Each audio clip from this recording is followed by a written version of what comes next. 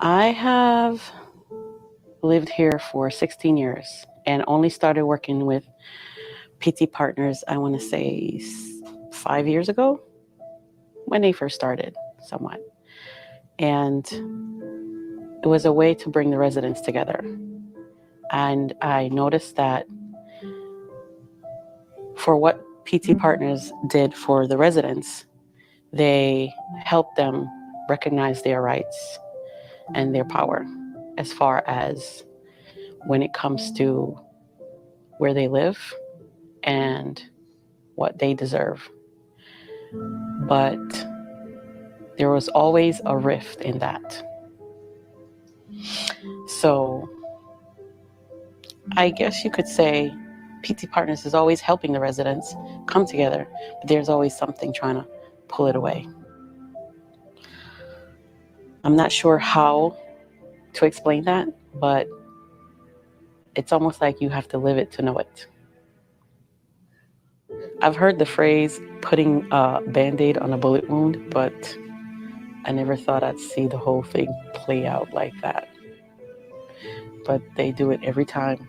Every time. You have to live here.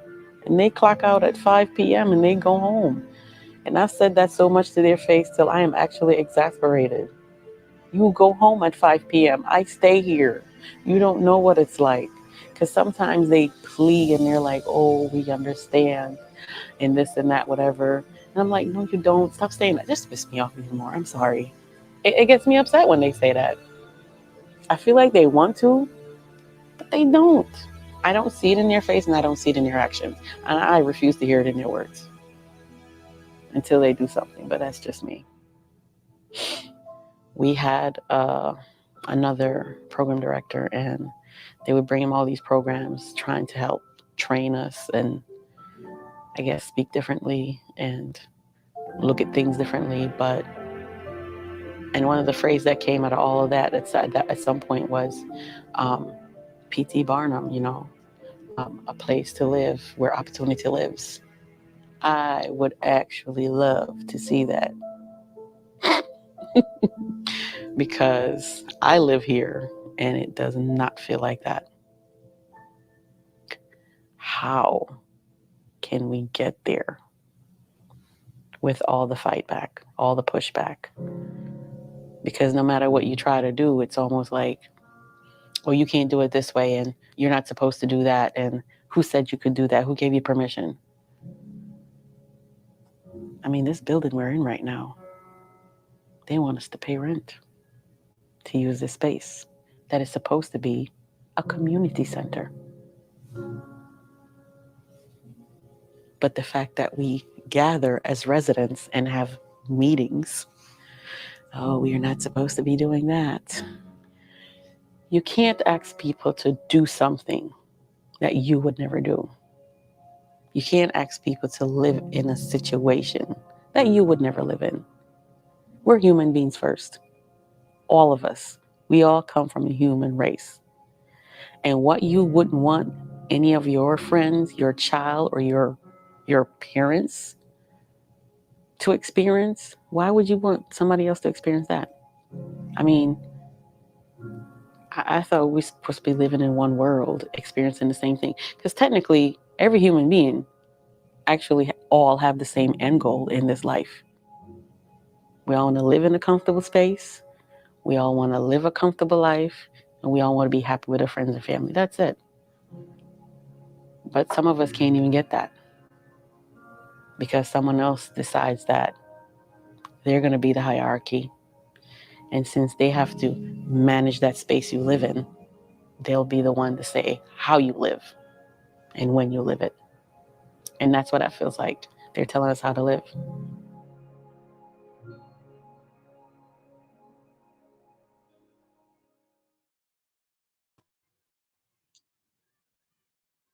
Yes. That was wonderful. Oh my gosh. Thank you so much for sharing your work with us. So, before we get started and go on to the questions, first I'm going to introduce myself. My name is Bree. Pronouns are she, her, hers, and I'm a creative partner with Black Haven, the film festival. And please do introduce yourself and tell us just a little quick snippet about who you are and what you do. So my name is Dione Dwyer, and I pronouns she, her, hers, and I'm a mother. I'm a student. I am a CNA, health caregiver, and also a resident leader and president of resident council here in our community. Thank you. Thank you. So, my first question for you is, so this is so honest and so truthful. So, what inspired you to do this work? And just listening to the stories and seeing all that footage makes you, it really wakes a viewer up. So, thank you for that. But just tell us a little bit about why you decided to capture this story and how you did that. This story was captured by a group of us, actually. We were trying to do a call to action for um, housing authority. And it literally happened in the beginning of this year, too, as a matter of fact. We have had a task force meeting for about a year or so already, trying to figure out how to maneuver through, these policies and procedures that they have. We're just trying to live a better life, basically. Simple as that. But every time we try to go about it any way we know how, we're always blocked with some kind of red tape. So, this task force was pulled together by our program director, who is trying to help us learn the legal languages and trying to maneuver through that. And so we all in collective came up with this idea of doing this video and putting it out there for a call to action, and hold them accountable for their policy and procedures that they're not following for themselves. Right. And as you should be, this is that story is just riveting. It's frustrating as Black people to try to get things done when we don't have the resource to do it. We don't have the people to support us. So the fact that y'all were able to put together this video to really storm down this issue is just so inspirational. And this piece specifically, this represents, how does this, at least I guess this is my question to you, how does this represent Black stories and Black liberation?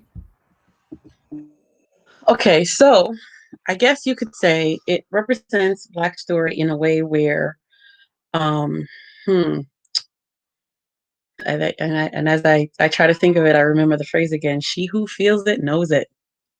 Like I can't help but say that because everybody walks around talking about these lived experiences, but do they really live it? Do they really know it? And I mean, the person that it affects the most are usually the ones that are trying to do something about it. So when you see people out there making noise about something that seems too simple to even be bothered with, you got to realize that it has to affect them somehow for them to even get up and say something about it. Because from where I'm standing with all of that, I want to say, us Black people, Black women especially, tend to get affected the most because where we live, head of household, mostly women, mostly single. We do just about everything that anybody else does. We have children, we manage the household, we go to work, we teach, we care, we do everything. And yet, when it comes to doing those actual things, we literally have to go above and beyond sometimes around corners, over hurdles, dig around the way in order to get to the same thing that everybody else just walks a straight line to get to. So, I mean, that's how it feels sometimes for me. I literally get exhausted just thinking about it. I feel you 100%. Oh my God. The things that we go through just to get simple things done, even simple things, it feels like for us, there's constantly a barrier to one thing after the other. You got to check this box Hmm. off. You got to do this. Every day, It's a constant battle. every day, every single day. I mean, I used to joke around. way in the beginning when we first started this whole PT Partners thing and say, I come out every day with my boxing gloves on, and everybody look at me like, what is she talking about? You always want to fight? Yeah, I fight to stay alive. I fight to protect my kids. I fight to live here. Literally. I have to. If I don't stand guard every day, something that goes wrong, that usually always goes wrong, is gonna beat me down, and I won't allow it. At least I'm trying not to. Right. And the crazy thing is when something goes wrong, you're the first person that people look at being like, why did it go wrong? You're Yep. supposed to be doing this. You're supposed to be leading this. And I feel like a lot of the Right? responsibility falls on us Black women. Yeah, they ask all those questions like, why aren't we doing this instead? Why aren't we doing that instead? I'm like, oh, so there can be something then. Yes, indeed. So my next question for you is, with the idea of, women, especially Black and women of color, Black and brown women, having to be this rock for the community, having to advocate for the community, what inspires you as a Black activist, as a Black woman, and as someone who's really rallying for change? What inspires you and what fuels you to do the work that you do? Originally in the beginning, or I could say still, my inspiration was always my children. Started from when they were in school. Two of them are adults now. I have one left, and he's a junior in high school. So even when I lose track of why I'm doing this, trust and believe that something's going to happen to remind me why I'm still doing it. So the inspiration comes from the kids, because whether we like to know it or not, they are our legacy. They are the generation that we brought into this world, period. They are going to be there after us. Um, and regardless of if we care if they carried on or not, we have to at least care that they have to deal with what we left behind. And I don't think we want to leave something behind that they can't deal with.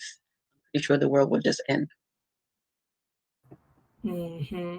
A lot of this social change, a lot of the advocacy that we're doing, I think a lot of people assume, people on the outside especially, assume that we're doing this for ourselves, when in reality, a lot of the times we're doing it for the future, because we know that right now, it getting better is very slim. The chances are very slim, but for tomorrow, I think that's what a lot of our work attributes to. So definitely agree with that. And my next question for you is, considering all the things that are going on, especially right now in the media with Black individuals, especially our Black women, how do you continue going? How do you uplift yourself, and some of the ways that you would do that? So a little piece adding to what was said before, how even if this whole thing starts with self, it will always continue, because you know that even if you yourself can't finish it, that they might. And so, with that being said, the continuation of it, how do you continue even when, as most of the times with me, I get tired mentally, emotionally, physically, and you wonder why you want to even bother to continue. But after a while, when you stop and you think about the big picture, I mean, it really isn't about self, or it could come back to self if you actually think bigger. I tend to think in a way where I don't think just locally, I think globally. I mean, locally, we have a lot of stuff going on, literally everything. But when you get into if the personal is political part, which is a whole nother issue, um, it's literally globally. And if you want to live into this world any which way you want, you got to think about either the Mandela effect, the ripple effect, the butterfly effect, whatever effect it is, whatever you do affects it somehow. So if you want to live in it for yourself, you still got to think about what kind of effect you want coming back to you or your children, because that's pretty much how it works. So it might start with self, it might not end with self, but at some point, you're still doing it for you, but it still also affects everybody else. There's this huge ripple effect in everything that we do, but especially when it comes to social activism and attaining those civil rights, that affects everybody, whether they like it or not. And my next question for you is, as an activist, as an advocate for the Black community, a lot of the representation of people who are advocating tend to look like us. So what would you say to someone who is not Black or not an American person who wants to get involved in these movements but doesn't really know where to start? How would you engage other folks to join these movements in order to support us? That could be a tough one. But that also could be easy. For the ones that don't look like us but want to help, I would have to say the first thing to do is to understand where we're coming from. And that should be kind of easy. Like I don't think that in this particular case you have to live it to know it, but at the same time you can also think, what if that were you? Would you want to feel that way? Would you want to be struggling that way and see someone standing at the sidelines that could help and doesn't? You could just put yourself in that person's shoe. It's that simple. Might not be as easy for some, but it is simple. Like I said in the video, we are all human and we come from a human race. And if we can't even at least try to see what the other person is going through would feel like if it was you, then I don't know how you live in this world. Daily, we need to practice being empathetic and understanding each other. Otherwise, we're just going to keep hitting this wall. So, I completely agree. I completely agree. And what do you hope to see in the future of Black liberation and for, your children and their children afterwards? What do you hope to see? I honestly hope to see a point where they don't have to struggle or fight any kind of fight that we're fighting at all. I mean, from where I see it, as far as I could tell, we're still fighting the fight. We're still fighting the fight that Rosa Parks started, or Marcus Garvey started, or anybody else in history of Black history that we know started. We're all still fighting that fight. But if we pay close attention, we're fighting it a little bit less as time go by. I want to give a quick example. Election day, I brought my son with me. He's 16 years old. I didn't have to. I wanted to because I used to bring him when he was little, but that's because I couldn't leave him by himself. But now I could, and I chose not to. We get to the polling station, and there's a line. And he's like, "Oh my gosh, I could have stayed home and played my games." And I'm like, excuse me, the line was not but that long. I stayed in it less than 10 minutes and it was drizzling. He's acting like the line went down the street. It's pouring down rain. I said, you know what? People fought some kind of fight and walked longer lines than this. They walked miles longer lines than this to come and stay in longer lines than this to vote so you can be here. I'm going to need you to pay attention so when it's your turn, you do what you need to do. That's it. He was so upset. All the grunts and mumbling. I was like, oh my God. Oh my God. Sometimes you need to light the little fire, give them a little momentum, because right now they don't get it. No, But they they will. don't.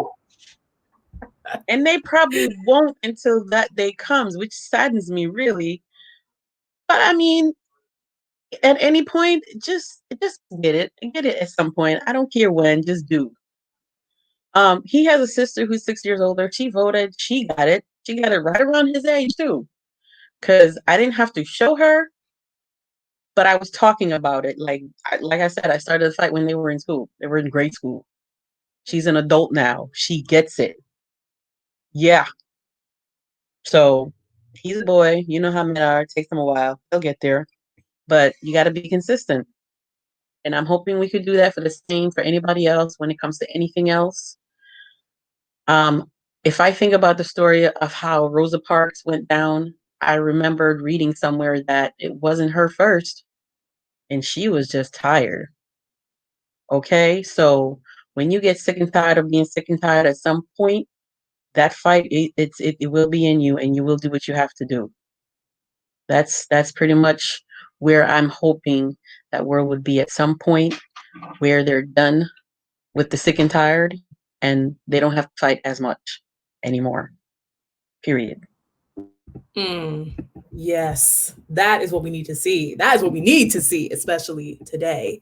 And my last question for you would be, what advice would you give to other Black individuals who are looking for involvement with advocacy, that are looking to get involved, that are sick and tired and don't really know where to start when it comes to advocating, or even people outside of the Black community that are sick and tired of seeing the same pattern?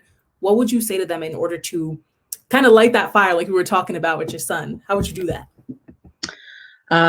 It starts with you. I mean, I started simple. I live in a community. They have residence meeting all the time. I hardly hear about it, but when I did, I was just like, why? But it started there. I just started going to small community meetings. And when I went there, I kind of liked what I heard. So I went back, and they started talking about, food justice for, school lunches and education system. And I was like, whoa, you talking what I'm thinking. Let's hear more. Right? So yeah, it's really simple. You don't have to do anything grandiose. It all starts with you, man in the mirror, all that good stuff. It's there. You start simple in your community, and just kind of like let that ripple effect take over. That is all it is. When it Hmm. when it comes to doing anything, like baking, ironing, folding, you have to work with accuracy first before you have speed, before you have mass production. So start with you, work on how good you can get with networking, communicating, and um, finding out what needs to be done in your community, how to reach out, and then it just kind of like, not careful, spread like wildfire from there. Yes, before you know it, everybody will be jumping on that wagon too. Yes. Hmm. Yes. Oh, so inspiring. So that is all I have for you today. Those are all my questions. You answered them beautifully. Wise words of wisdom. You inspired me. And I Thank just you. wanted to I just wanted to thank you for, sharing that with us, sharing that story and giving us that advice as well. Just being here in this space with us, because we truly appreciate it at Black Haven. So thank you so much. I appreciate you having me, Bree. Thank you so much. All right. Well, you have a good one and keep making change. Keep making change. Oh, thank you. Thank you. I will try. If not, I'll send my son.